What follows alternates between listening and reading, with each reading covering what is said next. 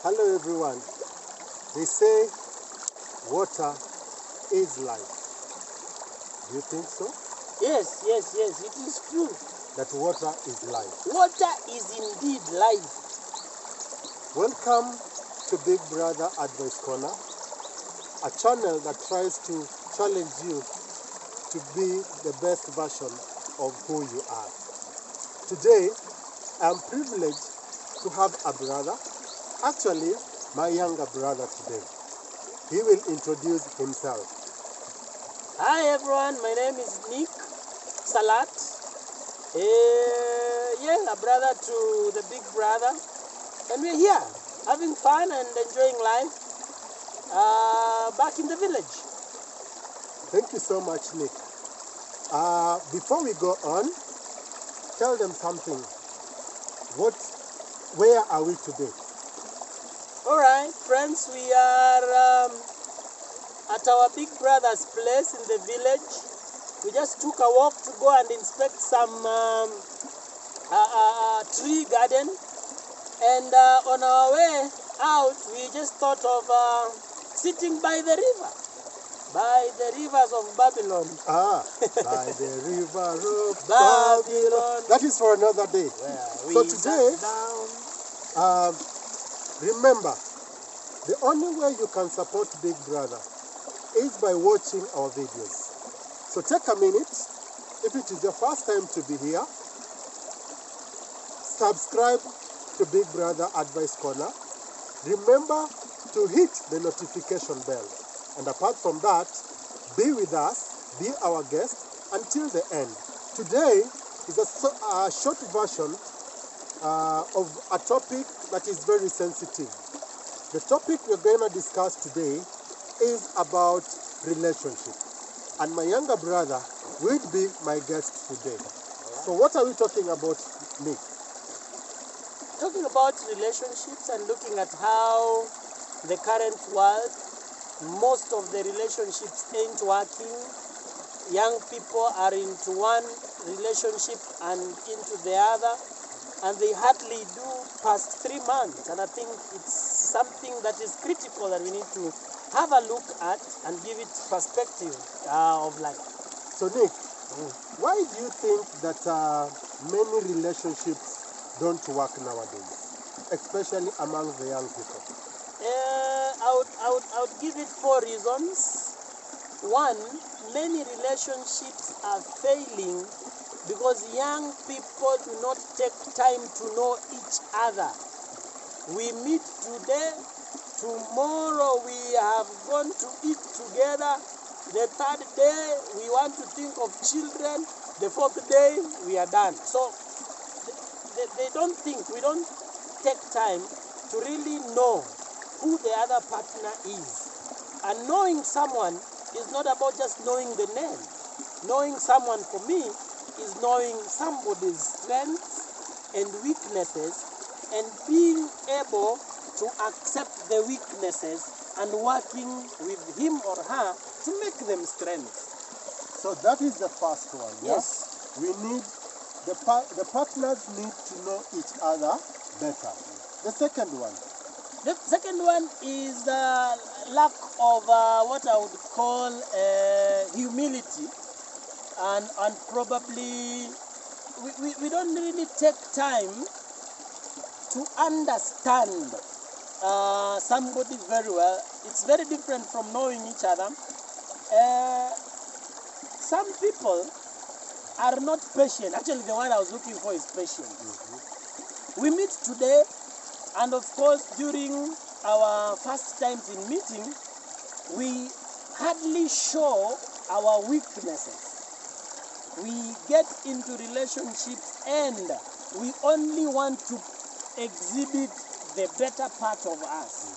So when we come together for some duration, my partner then discovers what she did not see in the first phase of our meeting, and so she will then take off. So patience is not there. I will learn something about this girlfriend of mine which scares me, and immediately I take off. I think so. Lack of patience is one other thing that I think is making many relationships not work. So basically what you are saying then is that as you get to understand each other, everybody has a strength and the weaknesses. Because you are meeting at a point, then each person needs to take time to be able to learn the other person, to be able to understand and appreciate the strength that this person has and the weaknesses that this person has.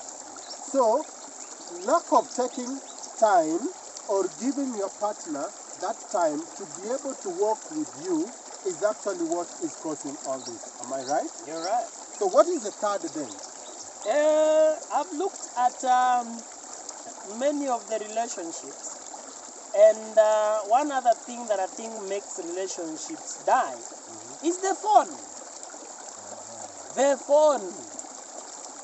By the time I am getting a girlfriend, it is very wrong to assume that this girlfriend of mine did not have friends. And so, and same to her. So when we come together, what happens with our friends that we had before we met? You want to call them exes? I don't think if they are called exes. An ex is somebody who probably we differed and parted ways. But by the time I am getting a girlfriend, I am sure in her phone book, many of probably the gender is the male. How do we then maneuver through this so that I do not chance on her phone and look at the many men in her phone book? She doesn't get to my phone and look at the many females in my phone book, and that becomes an issue. So let me ask you, I know this is a critical question, yeah? A controversial question for that matter. I have my girlfriend. Should my girlfriend touch my phone? Should my girlfriend, actually not touch, should my girlfriend scrutinize my phone, or she should not? You have called her a girlfriend. She's not a wife yet. All right? When you're coming together, you all have your private lives. You have not disclosed all your secrets to this girlfriend in week 1, or month 1, month 2, month 3, month 4. So there are certain gray areas that you have. So exposing her, and one of the secrets is your phone. So if there are secrets you have not told her for 4 months, then make sure one of the secrets is the phone, so you agree that for you to manage, let's keep the phone as a secret until such a time that this love has grown, that we feel we have shared most of our past and we can handle any secret, including the phone. If you cannot withstand the many females in my phone, then you are not yet ready to receive my secret. So the question, I think this will be discussed at other times, is at what point do we disclose all the secrets? But for now, if we want the relationship to work, then we have to agree from the word go that let's keep our phones to ourselves for now. But the ultimate goal will be we reach a point where I can give you my phone and you can give me yours if you're my partner. That is not within 4 months. So you basically are saying that one thing that needs to be developed with time is the trust. Right. Yeah? And if you want the best for this relationship to work, yeah, we should always trust each other, right? So finally, then what is the last one? Actually, you put it right. We are struggling with trust issues, and that is why many relationships die. But anyway, the fourth one is how we meet determines how far we go. Can you say that again? How we meet determines how far we go.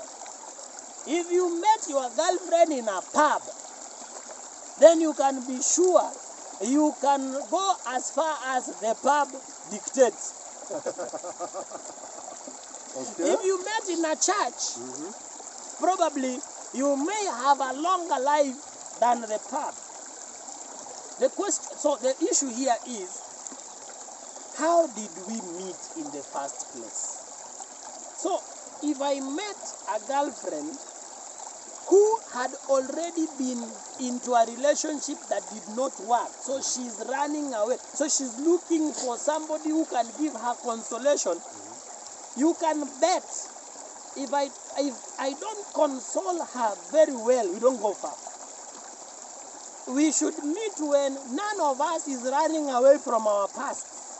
All right? So what happens is I had a girlfriend, I was heartbroken, and so I'm running away. I'm looking for somebody who can console me. If I meet a girlfriend who is going through the same, then these are two injured people who have come together.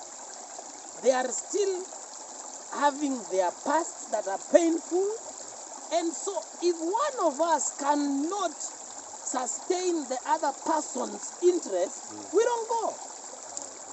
I would wish that we get into relationships when we have healed from our past, then that relationship can stay longer, because then we are not going to be injured so much with the feelings of our past. Wow, wow, wow, wow. This, remember, is Big Brother Advice Corner. Today, we are talking about issues that are affecting our relationships. And he has rightly put it, that patience is the virtue that we need to have for us to have a longer and a productive relationship. But allow me then to ask him one personal question. Nick, are you ready for this? Oh, yes, yes, I know yes. you did not expect it, but I'm asking you. Eh, Are you dating? currently, I am not dating because I am looking for a wife to marry, not a girlfriend. So you are single?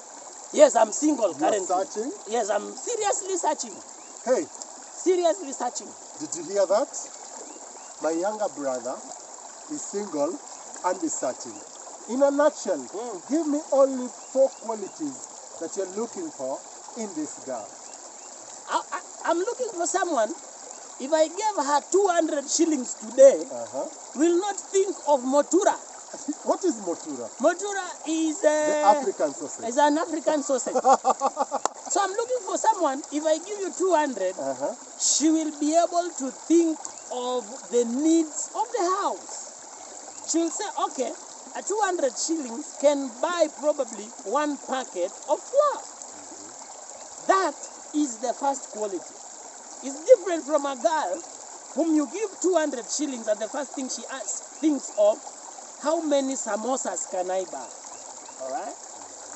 That's the first thing. Number 2, today I'm looking for someone who gets into my life and we complement each other. So compatibility.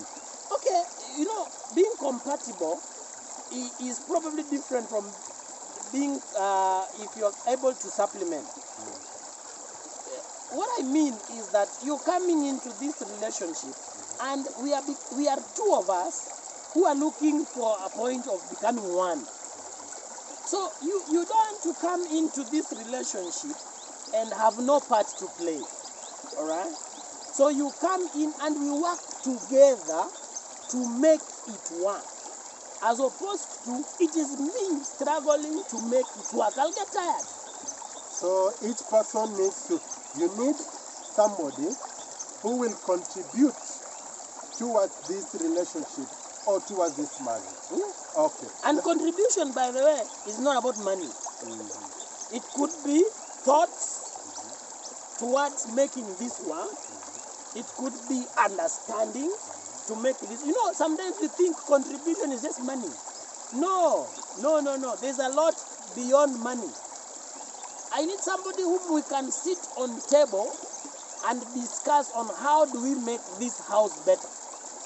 All right? So she contributes ideas. I also bring ideas. And then we strike a balance. Now, that is the contribution I'm looking for. So if you have somebody who can never contribute any idea, then chances are that person will not stay longer because she's not for it. Good. Point number 3. The other thing is I'm looking for a friend. A friend. A friend who will then understand that before we get to know each other very well, it starts with friendship. Talk about love, that you feel for her. Actually, you are into her, and she's also into you. Most of the relationships don't work because we are not into each other. I am with her on by my right leg, but the left one is out. All right? So it's a trial and error thing. For me, that trial and error doesn't work. So I want somebody who will just be good friends. Good friends. We have no hidden agenda. It's not a trial and error thing. No, we mean we want to work and make it work.